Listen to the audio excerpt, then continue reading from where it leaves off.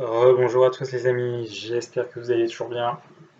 Petit débrief du dernier match vu du stade, Rennes contre le SCO d'Angers.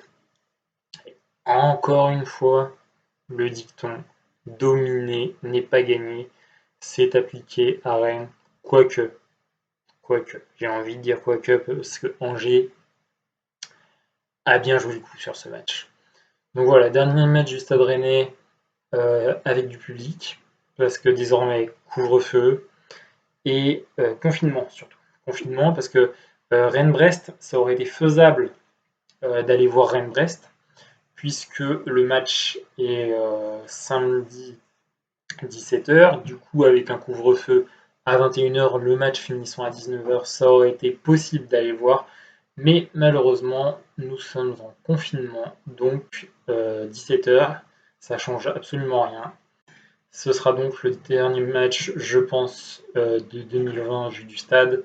Et première défaite du Stade Rennais en championnat. Donc voilà, depuis quelques semaines, le Stade Rennais enchaîne les contre-performances. 2 buts partout contre l'avant-dernier Reims, un but partout contre le dernier Dijon, un but partout contre Krasnodar en Ligue des Champions. Trêve internationale, et là, premier match après la trêve internationale. Ça fait 5 années de suite que Rennes gagnait contre Angers à domicile. Donc voilà, un adversaire largement à la portée de Rennes, surtout quand tu sais que Rennes est allé faire match nul à Lille, a gagné contre Montpellier, a gagné contre Monaco, a gagné contre Nîmes, a éclaté Saint-Etienne 3-0 alors qu'à l'époque Saint-Etienne était leader ex aequo avec Rennes. Tu te dis qu'Angers c'était largement prenable. Voilà, 5 années de suite que tu les gagnes. Voilà, c'est la victime parfaite de ce qu'on mangeait. Mais finalement, non. Et encore une fois, vu du stade, c'était domination rennaise dans la possession, 64% à 36%, 11 tirs au but à 10, mais un seul tir cadré à 4 pour Angers. Un seul tir cadré et un but pour le stade rennais. Et voilà, ça avait bien commencé. Comme d'habitude, ça avait bien commencé. But d'Adrien Hunou à la 18e, tout va bien. Un tir, un but. Un tir cadré, un but. Ce sera malheureusement le seul tir cadré du match. Et ensuite, Angers s'est mis à procéder en contre. À la 27e, Sofiane Bouffal qui tire, Damien Da Silva qui dévisse, qui prend Gomis à contre-pied. J'étais derrière le but et effectivement, Gomis pouvait absolument rien faire vu que le tir avait été dévié par Damien Da Silva dans son propre but. Du coup, je vais vous mettre le lien du résumé du match dans la description et vous pourrez constater que les deux buts en juin, c'est deux grosses erreurs de défense du Stade Rennais, deux grosses erreurs. Donc là, Sofiane Bouffal qui tire sur Da Silva, ça ricoche dans le but. Et surtout le deuxième but au retour des vestiaires, où Gomis, il rate sa sortie, il sort juste à ses 16 mètres 50. Malheureusement, le ballon est encore en l'air. Et Damien Da Silva, en fait, si vous voulez, il y a Da Silva, Gomis qui est là, et le joueur d'Angers qui est entre les deux. Et juste avec son bout du pointu du pied, il va lober Gomis. Parce que Gomis, s'il sort de ses 16 mètres 50 et qu'il met la main, c'est carton rouge vu qu'il est en dehors de sa surface. Du coup, il manque sa sortie parce qu'il arrive à la limite de ses 16 mètres 50, donc il ne peut pas aller plus loin. Et l'attaquant d'Angers a juste le temps de taper du bout du pied un petit pointu qui va lober Gomis parce que Damien Da Silva s'est fait totalement dépassé et maîtrisé. En fait, c'était un ballon en cloche, en hauteur. Enfin, voilà, je veux dire, il n'y avait aucun danger, mais Gomis a complètement raté sa sortie. Et du coup, Fulgini, pour Angers, en a profité dans une stupeur froide dans le stade pour mettre le but du 2-1. Donc, du coup, voilà, comme d'habitude, le Stade Rennais qui ouvre le score. Rennes ouvre le score contre Reims 2-2. Rennes ouvre le score à Dijon, un partout. Rennes ouvre le score contre Krasnodar, un partout. Rennes ouvre le score contre Angers, 1-2. Ça commence à faire beaucoup. 4 matchs où Rennes ouvre le score et aucune victoire. aucune victoire en 4 matchs où Rennes ouvre le score.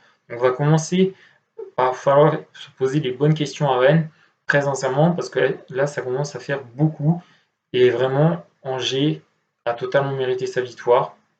Je veux dire, 4 tirs cadrés à 1, il n'y a rien à dire. Rennes a marqué sur son seul tir cadré. Voilà, c'était totalement mérité. Bon, après, on sortait de la trêve internationale. Donc voilà, dès la 60e, le coach Julien Stéphan fait sortir Guirassy et Terrier. Non, fait entrer Guirassy et Terrier à la place de Ounou et Kamavinga. Kamavinga qui était complètement cramé et qui est d'ailleurs absent pour un mois du côté du Stade Rennais. À la 70e, il fait rentrer Dalbert et Del Castillo à la place de Truffert et Bourreau, et à la 82e, Bourigeaud à la place de Flavien Tay. Malheureusement, les rares occasions rennaises en fin de match, ça n'a rien donné. Et celui qui m'a énervé tout au long du match, alors certes, il était sélectionné en équipe de France, il a joué, il était absent pendant la trêve internationale parce qu'il était sélectionné en équipe de France, c'est Steven Nzonzi. Pendant tout le match, Nzonzi, il était comme ça. Attends, je vais te montrer. Il était comme ça. Il était comme ça. Pendant tout le match, il a marché, les mains sur les hanches, et dès qu'il a touché un ballon, il a fait une touche de balle pour. En fait, on aurait dit que le ballon, il lui brûlait le pied. Du coup, dès qu'il touchait le ballon, c'était pour faire une passe. Il a manqué un nombre de passes incalculable. Il a perdu un nombre de ballons incalculable. C'est absolument incroyable. Au bout de 10 minutes, il se prend un carton jaune pour violence. Mais il aurait pu prendre rouge, hein. Honnêtement, Nzonzi, il s'en sort très bien de ne pas prendre rouge dès la 10e minute contre Angers, vraiment. Et nonchalant, hautain, vraiment hautain, quoi. Je veux dire, en deuxième mi-temps, quand Rennes faisait l'assaut sur le but d'Angers parce qu'ils étaient menés 2-1, Nzonzi, à chaque fois qu'il touchait le ballon, il regardait pas ses camarades, il faisait soit une passe en retrait, soit il se faisait piquer le ballon dans les pieds, soit il faisait une passe qui ne servait à rien pour, le jeu rennais. C'était pas des passes qui transpercent les lignes, qui débouchent sur les côtés ou quoi que ce soit. Non, il était au milieu, il était perdu, les mains sur les hanches, comme s'il était, je sais pas, fatigué, rincé, pas content d'être là. Et vraiment, il m'a déçu, il m'a énervé. J'aurais été à côté de lui, mais j'aurais mis une tarte. Au bout d'un moment, le mec, les mains sur les hanches. Il était sans arrêt, genre les mains sur les hanches. Il touchait le ballon, il avait les mains sur les hanches, il lâchait le ballon à un autre. C'était vraiment, mais vu du stade, mais horrible. Je veux dire, tu te dis, mais non, t'as pas le droit de faire ça, quoi. Quand t'as un maillot sur toi, que tu défends les couleurs d'un club, tu peux pas avoir cette attitude comme ça de nonchalance. Et voilà, j'ai détesté Nzonzi sur ce match, mais vraiment détesté. J'aurais aimé qu'ils prennent le rouge à la 10e minute, parce que vraiment, là, comme ça, basta. Ça aurait peut-être changé le cours du jeu, je sais pas. Mais vraiment, sur ce match, Nzonzi, il m'a horripilé, mais sorti par le trou de nez, c'était pas possible, une performance comme ça.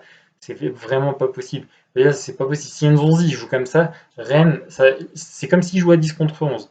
C'est comme s'il jouait à 10 contre 11. Honnêtement, et Nzonzi, il pensait que le ballon, c'était une balle qui était en feu. Et elle était en feu, elle était brûlante.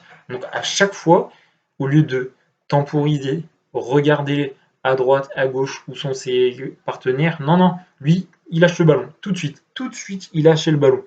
Et le pauvre Kamavinga, lui aussi, qui était cramé, qui est sorti à la 60e, bah, quand tu as Nzonzi qui est dans un mauvais mood comme ça, peux rien faire, mais tu peux rien faire. Donc voilà. Donc but de Bouffal contré par Da Silva, sortie manquée de Gomis et mauvaise intervention de Da Silva qui permet à Fulgini de mettre un petit pointu et de lober Gomis. Voilà.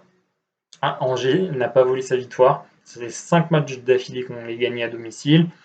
Donc voilà. Rennes couvre le score sur son seul tir cadré du match par Adrien Nou, parfait. Mais non, encore une fois, ils n'ont pas su tenir le résultat. Et là, en championnat, ça fait 3 matchs de suite. Contre l'avant-dernier, tu prends 1 point. Contre le dernier, tu prends 1 point. Et contre Angers, qui est la bête noire, Angers, Rennes et sa bête noire, 0 point. Donc tu prends 2 points sur 9 contre des équipes bien plus faibles que toi sur le papier, alors que tu prends 13 points sur 15 contre Lille, Montpellier, Monaco, Nîmes et Saint-Étienne. Voilà. Voilà comment ruiner tous les efforts et tous les points acquis engrangés contre des grosses équipes. Voilà, c'est très très déçu et vraiment Nzonzi, tu as été nul sur ce match et tu mérites d'être mis au placard au moins 1 ou 2 matchs, que tu te remettes en question parce que là, les mains sur les hanches pendant tout le match, ce n'est pas possible.